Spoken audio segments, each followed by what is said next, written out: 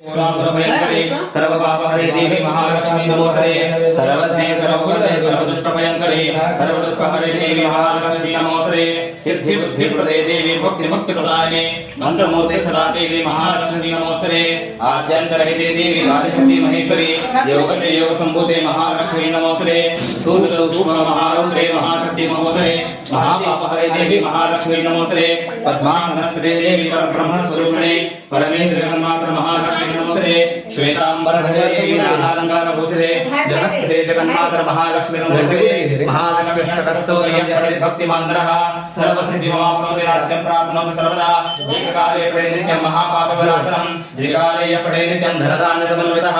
त्रिकाले पठे नित्यं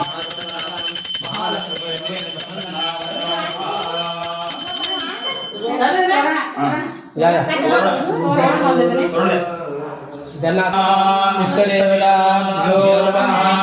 कुलदेवताभ्यो नमः ग्रामदेवता